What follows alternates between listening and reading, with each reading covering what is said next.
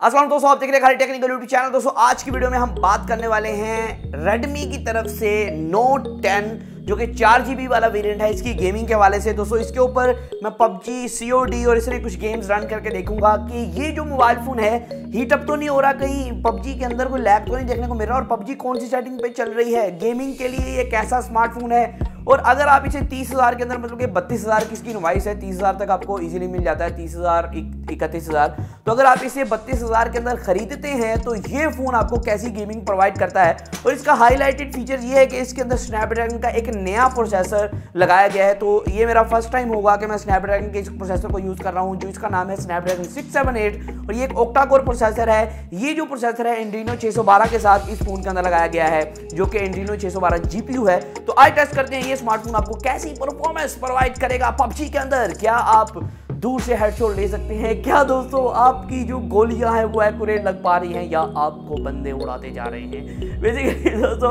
हम test out करेंगे कि इसके ऊपर गेम्स की क्या परफॉर्मेंस है। तो वीडियो को स्टार्ट करते हैं, जान लेते हैं मुकम्मल डिटेल से। वीडियो को स्टार्ट करने से पहले अगर आपने वीडियो को लाइक नहीं किया तो लाइक भी कर दें, शेयर भी कर दें, और दोस्तों कमेंट के अंदर बताइएगा वीडियो क्वालिटी कैसी आ रही है, कैसा लग रहा हूँ आज। और उसके अलावा दोस्तों अगर चैनल को सब्सक्राइब नहीं किया तो चैनल को सब्सक्राइब कर लो, क्योंकि उससे ये हो सकता है कि आपको पबजी मोबाइल वाले अवार्ड दे दें कि आपने खाली टेक्निकल की वीडियो को सब्सक्राइब भी किया और घंटी का बटन भी दबाया। पता है हरामी हो बेटा।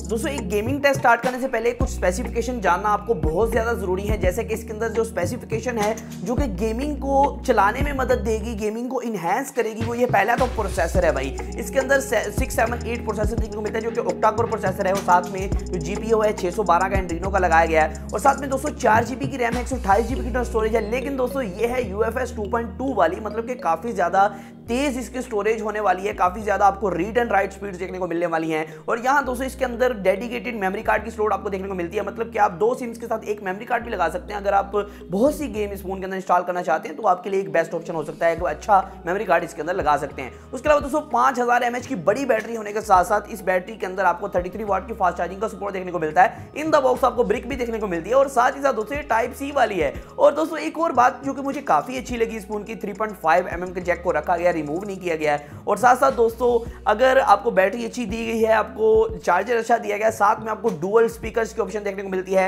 ऊपर वाली साइड पे, नीचे वाली साइड पे इसके स्पीकर देखने को मिलता है, जो कि कह लेना गेमिंग के अंदर अगर आप हैंड फ्री नहीं लगाना चाहते, आप थक गए भैया, कान दुखने लग गए आपके हैंड फ्री लगा के, तो आप इसको थोड़ी देर हैंड फ्री उतार के भी इससे गेमिंग कर सकते हैं, आपको कोई मसला नहीं आएगा, क्योंकि डुअल स्पीकर्स हैं। इसके अंदर थोड़ी सी हैप्टिक वाली फील्ड भी आई, मतलब कि जब स्पीकर वर्क करते हैं ना, थोड़ी सी बैक जो है वो वाइब्रेट करती है, जो कि गेमिंग के दौरान बंदे को चाहिए होता है कि यार कोई अगर गोली चला रहा है आवाज के अलावा मुझे थोड़ी सी फील भी आए, तो वो चीज इसके अंदर थोड़ी देखने को मिलेगी अगर आप हैंड फ्री के अलावा यूज करेंगे। उसके अलावा दोस्तों यहाँ 6.43 इंचेस का फ्रंट की तरफ पैनल है, जो कि एक सुपर एमोलेड पैनल है। दोस्तों ये 450 निट्स से 1100 निट्स तक जाता है, मतलब कि इसकी ब्राइटनेस जो है वो इंडोर लेवल पे काफी कमाल की आपको देखने को मिलेगी। लेकिन आउटडोर के अंदर थोड़ी स्ट्रगल कर रही थी, मतलब कि आउटडोर के अंदर थोड़े सा आप कह लेना धूप के अंदर आपको विजिबिलिटी कम देखने को मिलती है, बाकी कोई इशू नहीं है। बाकी पैनल बहुत कमाल का है, काफी अच्छे वाइब्रेंस कलर्स हैं। कुछ लोग पूछ रहे थे भाई सैमसंग के पैनल के मुकाबले किया जाए, तो सैमसंग के मुकाबला तो नहीं हम कर सकते, लेकिन आप कह सकते हैं एमोलेड होने की वजह से इसके अंदर डार्क मोड और बाकी चीजें काफी अच्छी देखने को मिलती हैं। दोस्तों अगर आप ये मोबाइल फोन खरीदना चाहते हैं और आपका ज़हन बनेगा कि मोबाइल फोन खरीदना, पहले तो वीडियो पूरी देखें, क्योंकि आपको पता लग पाएगा गेमिंग के लिए बेस्ट फोन है कि नहीं। और दूसरी बात, ये मैंने लिया खरीदारी.pk से। आप तैयब भाई को रब्ता कर सकते हैं, नीचे मैंने नंबर दे दिया है, तो रब्ता करके आप फोन जो है इजीली परचेज कर सकते हैं। तो तैयब भाई आपको डिस्काउंट भी देंगे हमारे रेफरल से, और साथ साथ दोस्तों आपको जो है जेन्युइन फोन मिल पाएगा बगैर रीपैक के। तो यहाँ दोस्तों हम इसका गेमिंग टेस्ट स्टार्ट कर लेते हैं। पहले मैं आपको दिखा लेता हूँ कि ये जो है इसके बैकग्राउंड पे कोई एप्लीकेशन नहीं रन हो रही है, हम सारी एप्लीकेशंस को जो है रिमूव कर देते हैं। तो मैंने जो FPS वाली गेम्स हैं वो इंस्टॉल कर ली हैं, जैसे कि call of duty, PUBG mobile और फ्री फायर यहाँ इंस्टॉल्ड है। तो हम तीनों को टेस्ट करेंगे कि कैसी आपको सेटिंग देखने को मिलती है, पबजी के अंदर कौन सी सेटिंग देखने को मिलती है, सब चीज़ें टेस्ट आउट करेंगे। और इसके अंदर दोस्तों एंड्रॉयड 11 चल रहा है और MIUI 12 चल रहा था, और कुछ दिनों पहले यहाँ अपडेट भी आई जिसके अंदर ये अपडेट होके MIUI 12.0.2 पे हो गया। पहले ये 12.0.1 पे था, तो इसका कोई मतलब बनता है कि नहीं, लेकिन उसके बाद जो फ़ोन है वो काफ़ी ऑप्टिमाइज हुआ। तो MIUI 12 जो है वो काफ़ी फ़ोन्स के अंदर लैग शैग करता है, तो यहाँ ये वाहद ऐसा फ़ोन था जिसके अंदर मुझे लैग जो है नहीं देखने को मिला, जो कि मुझे काफ़ी अच्छी चीज़ लगी कि MIUI 12 जो है वो किसी फ़ोन के अंदर स्टेबल तो चल रहा है। तो यहाँ काफ़ी अच्छा आपको जो है स्टेबल MIUI 12 देखने को मिलता है। तो इसकी जो गेम्स हैं उसे ओपन कर लेते हैं और देख लेते हैं कि आपको कैसी फ़ोन जो है परफॉर्मेंस प्रोवाइड करता है। पहली हम जो है कॉल ऑफ ड्यूटी टेस्ट कर लेते हैं, उसके बाद PUBG कर लेंगे, उसके बाद हम फ्री फायर कर लेंगे। और दोस्तों अगर हम इसके डिस्प्ले की बात करें ना, मुझे कलर जो एक्यूरेसी है वो काफ़ी कमाल की देखने को मिली। और इसकी जो ब्राइटनेस है उसके बारे में थोड़ा सा डिस्कस करना चाहूँगा, फुल रिव्यू में डिस्कस करना था कि इसकी ब्राइटनेस है वो अगर ज़्यादा लाइट के अंदर, स्टूडियो लाइटिंग के अंदर तो ठीक ठाक है, लेकिन अगर हम आउटडोर जाते हैं ना धूप के अंदर, तो इसकी ब्राइटनेस आपको बहुत कम नज़र आ पाती है, जो मुझे काफ़ी अच्छी लगी। दोस्तों एक तो होता है ना कि आप इस्तेमाल कर सकते हैं, मतलब कि इतना कुछ ज़्यादा मसला नहीं है, लेकिन इसके अंदर काफ़ी ज़्यादा मुझे मसला देखने को मिला कि इसकी जो पीक ब्राइटनेस है ना, सबसे ज़्यादा ब्राइटनेस है वो आप फुल कर लें तो फिर भी आपको धूप के अंदर काफ़ी मसला हो सकता है। आप इस तरह मोबाइल को करके देख रहे होंगे कि भाई कहाँ आइकन है, कहाँ क्लिक करना है। तो ये मुझे काफ़ी बुरी चीज़ लगी इस फ़ोन की। तो यहाँ मल्टीप्लेयर एक स्टार्ट कर लेते हैं।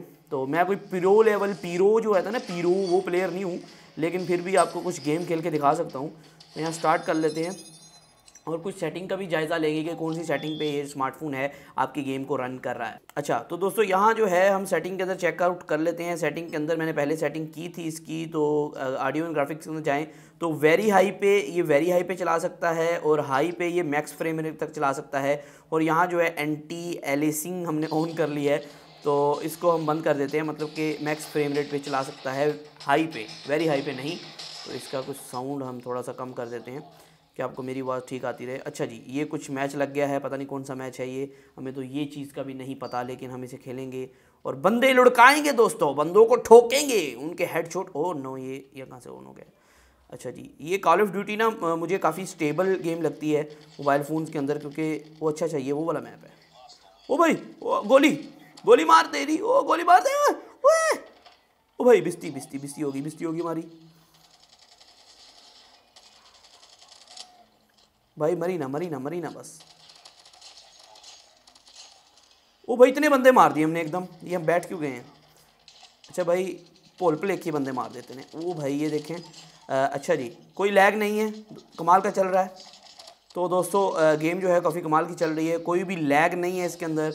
और हम इधर, ओ नो भाई, गलत जगह मार दिया। चलो लग तो गया उन्हें।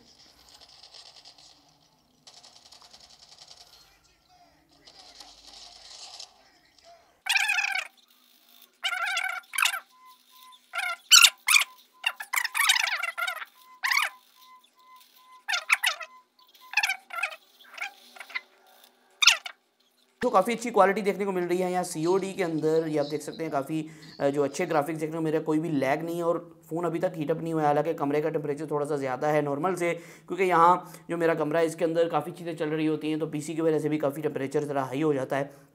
तो हम PUBG टेस्ट करते हैं कि PUBG के अंदर आपको कैसे ग्राफिक्स देखने को मिलते हैं और कौन सी सेटिंग पे जो PUBG आपको जो है स्पीड दे पाती है। तो भाई अगर सेटिंग के अंदर जाके हम देखें ग्राफिक्स के अंदर, हमें HD तक ऑप्शन मिलता है हाई फ्रेम रेट पे, और स्मूथ पे अल्ट्रा का आपको ऑप्शन देखने को मिल जाता है। और साथ में इसको ओके कर देते हैं, और साथ में मैं देख लेता हूँ कि जायरो का हमें ऑप्शन देखने को मिलता है कि नहीं देखने को मिलता है। तो पीक एंड फायर ओपन कर लेते हैं और जायरो का ऑलवेज़ ऑन कर देते हैं।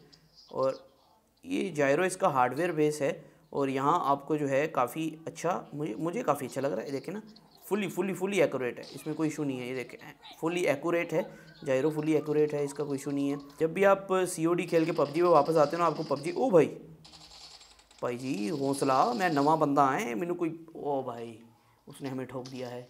आप देख सकते हैं दोस्तों, हमारी बेइज्जती की जा रही है और हमें ठोका जा रहा है क्योंकि हम नुबड़े प्लेयर हैं।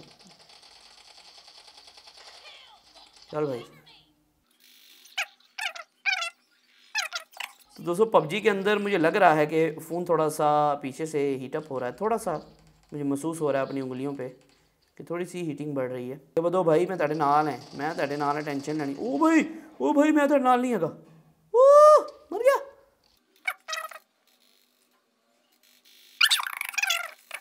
तो और उसका ना मुझे एक चीज़ अच्छी लगी है इस फ़ोन की कि आप स्पीकर्स के अंदर भी गेम खेल सकते हैं, क्योंकि स्पीकर जिसके काफ़ी एक्यूरेट हैं, वो काफ़ी ज़्यादा लाउड हैं। अभी मैं फुल करूँगा तो आवाज़ नहीं आएगी आपको माइक के अंदर। डुअल स्पीकर्स हैं, ऊपर की तरफ भी एक स्पीकर है, इधर भी ऊपर वाली साइड पे स्पीकर है। मतलब कि आप जब इस तरह पकड़ते हैं ना, एक स्पीकर अगर कवर हो भी जाए आपकी उंगली से, दूसरा बाहर ही रहता है।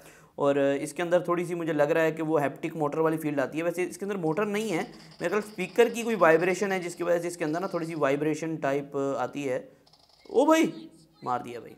तो अगर हम अभी तक की गेमिंग की बात करें कि फ़ोन जो है वो हल्का सा हीटअप हुआ है बैक की तरफ से। इसे आप हीटिंग नहीं कहेंगे, फ़ोन नॉर्मली इतने हीटअप तो होते ही हैं, तो इसका कोई इशू नहीं है। दोस्तों अगर आप मेरे ओपिनियन की बात करें, वैसे तो मैं प्रोफेशनल गेमर नहीं हूँ, लेकिन एक दिन के अंदर 2-3 घंटे तो मेरे गेम्स में गुजर जाते हैं। तो अगर मैं गेमिंग की बात करूँ, इसके अंदर ग्राफिक्स बहुत कमाल थे, FPS ड्रॉप कहीं भी नहीं था भाई, नो लैग, कोई लैग नहीं था। यहाँ मेरे पास कोई हैवी इंटरनेट नहीं लगा हुआ 100-200 MB, मेरे पास एक नॉर्मल सा 20 MB का इंटरनेट, और वहाँ कमाल की गेमिंग चल रही थी, कोई भी इशू नहीं था, कोई मतलब कि ग्राफिक्स कोई भी मसले मसाइल नहीं थे। तो आप कह सकते हैं कि गेमिंग के अंदर आपको अच्छी परफॉर्मेंस देगा। हाँ, एक्सट्रीम लेवल पे आप गेमिंग नहीं कर पाते, हाई सेटिंग पे आप इसे एक्सट्रीम FPS पे नहीं चला पाते। आप कह लें नॉर्मल सेटिंग पे गेमिंग जो है वो आसानी के साथ रन कर पाएंगे। तो मुझे लगा कि यार इस रेंज के अंदर 30,000 के अंदर और ये आपको स्मार्टफोन क्या दे सकता है कि आपको एक अच्छी गेमिंग दे दे और साथ में अच्छा कैमरा दे दे, अच्छी बैटरी दे दे। ये ऑल इन वन पैकेज है। तो मेरे ख्याल में गेमिंग के लिए आप अगर इसे कंसिडर कर रहे हैं तो कोई भी मसला नहीं है दोस्तों, गेमिंग के अंदर काफ़ी अच्छी परफॉर्मेंस आपको देने वाला है। दोस्तों आज की वीडियो इतना ही था, फिर मैं अगली वीडियो के साथ। अल्लाह हाफ़िज़।